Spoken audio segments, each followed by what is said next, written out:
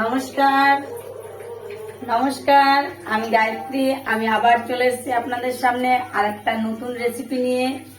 আমি রান্না করব আজকে কচু। কিন্তু অনেকে বাংলাদেশের লোকে সবাই অনেকে বলে গাঠি কচু, আর অনেকে আবার বলে মুখী কচু। আমি সেই ছোট ছোট মুখী কচু রান্না করব। কচুটাকে ভালো করে আমি খোসা ছাড়িয়ে নিয়েছি, নিয়ে সিদ্ধ করে নিয়েছি, হালকা করে সিদ্ধ করে নিয়েছি। লবণ দিয়েছি আর একটু হলুদ দিয়েছি, দিয়ে আমি সিদ্ধ করে নিয়েছি। এবার কিভাবে রান্না করব রান্নাটা দেখুন।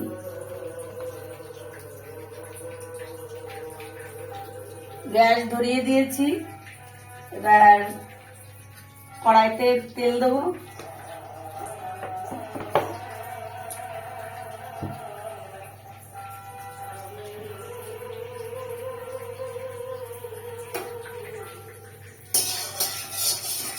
অল্প পরিমাণ তেল দিয়ে নিয়েছি।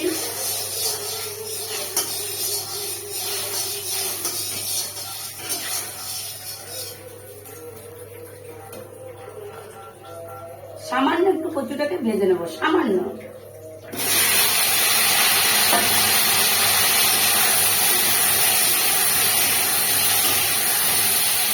দেখতে থাকুন, সামান্য একটু ভেজে নেবো।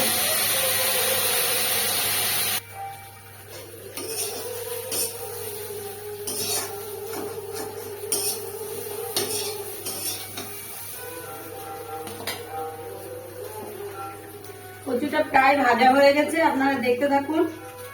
কচুটাকে এখন নামিয়ে নেব। তারপরে কে কোথায় থেকে দেখছেন কমেন্ট করবেন, লাইক করবেন, শেয়ার করবেন আর সাবস্ক্রাইব করবেন। আর কি বলবো, আর আপনারা সবাই ভালো থাকবেন। আর এরকম নিত্য নতুন রেসিপি আপনারা রান্না করে খাবেন, খুব টেস্টি লাগে। আমার ছেলে তো বলে এটা কচু ডিম। এই গাঠি কচু মানে তরকারি করলে পরে আমার ছেলে মেয়ে দুজনেই ভালো খায়, কিন্তু আমার ছেলে বলে কচু ডিম। মানে ডিমের মতো দেখতে, ছোট থেকেই বলতো মা কচু ডিম দাও, কচু ডিম দাও। এটা হয়ে গেছে ভাজা, আমি নামিয়ে নিচ্ছি। নামানো হয়ে গেছে। এবার দেখুন, কড়াইতে সামান্য একটু তেল দিয়ে দেবো।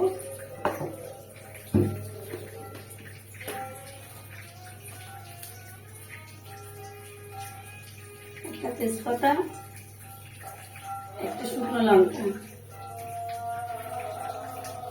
দিয়ে দেবো।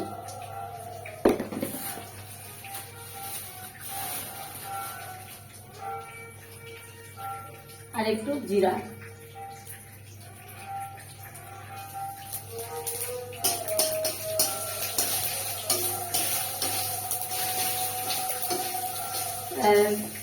জিরাটা যখন একটু ব্রাউন কালার হয়ে যাবে, তখন আমি আগে থেকে মশলা করে রেখেছি, সে মশলাটা দিয়ে দেবো।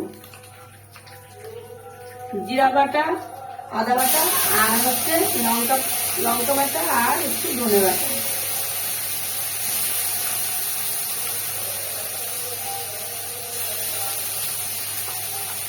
এক চামচ জিরা বাটা দিয়েছি, হাফ চামচ ধনে বাটা দিয়েছি, আর হাফ চামচ হচ্ছে আদা বাটা।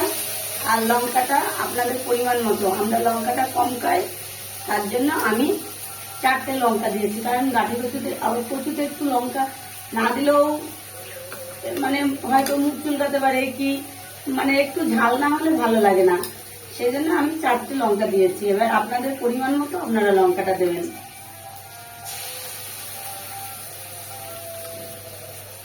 দেখতে থাকুন, মশলাটা আমি কষিয়ে নিই, কিভাবে কষাচ্ছি দেখুন।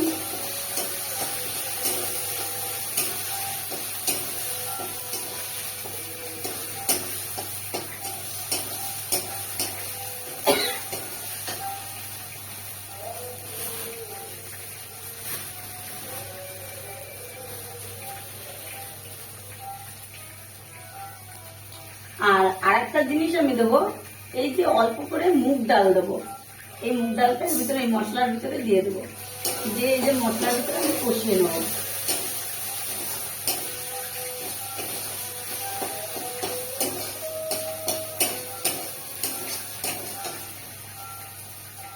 দেখুন আপনারা মশলাটা প্রায় কষানো হয়ে গেছে। আর আগে থেকে ভেজে রাখা কচুগুলো ঢেলে দেবো। আর কচুর সাথে আমি এটা ভেজে নেব ভালো করে।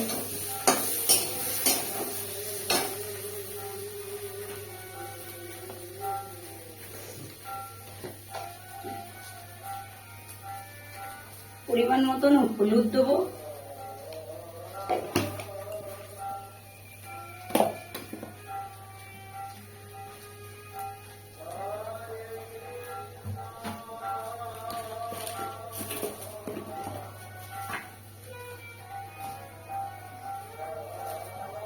পরিমাণ মতো লবণ দেবো।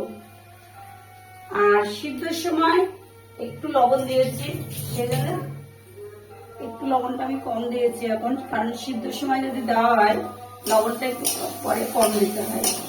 কিন্তু আপনাদের যার যার পরিমাণ মতন আপনারা লবণ দেবেন, কারণ আমার পরিমাণ মতন কিন্তু লবণ দেবেন না, কারণ এটা হচ্ছে যার যেমন সবজি সেই অনুসারে লবণটা দিতে হবে।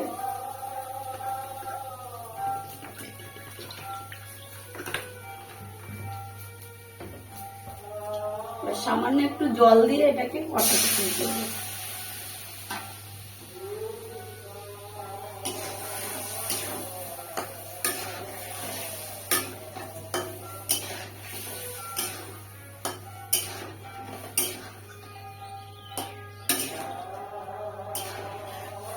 খেতে খুব টেস্টি হয়, কারণ আমার মুগ ডালের ফ্লেভার থাকে, তো মুগ ডালের ফ্লেভারের জন্য এটা খুব টেস্টি হয় খেতে।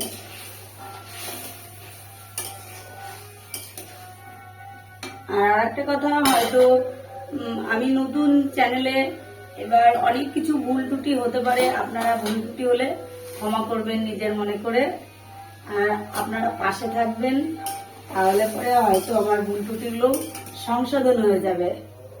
দেখতে থাকুন।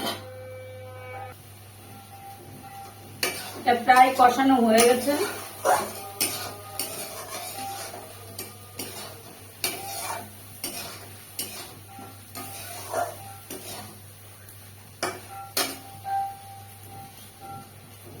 আগে থেকে গরম করে রাখা জলটা আমি দিয়ে দেবো।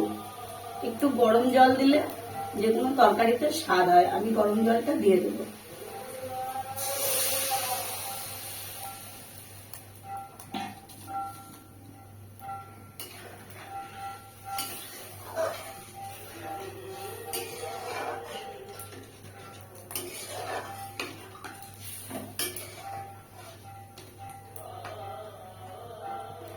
তরকারিটা ফোটার জন্য 5 মিনিট রেখে দেবো, আপনারা দেখতে থাকুন।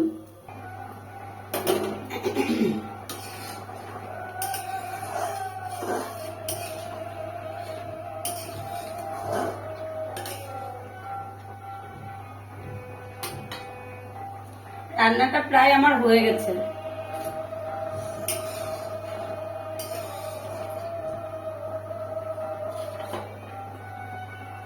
খেতে খুব সুস্বাদু, কারণ আমার বাড়িতে তো সবাই খায়, মানে যদি মাছ মাংসও করি, এই কচুর তরকারি যদি রান্না করি, আমার ছেলে মেয়ে দুজনে সবাই খুবই ভালো খায়। আর আমি তো বললাম আমার ছেলে কচু ডিম বলে, নামই রেখে দিয়েছে কচু ডিম।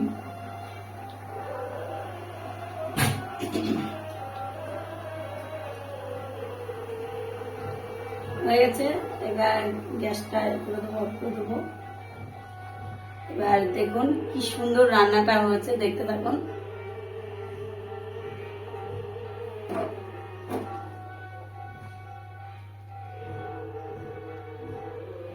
একদম ডিমের ঝোল, কচুগুলো সব গোটা গোটা আছে।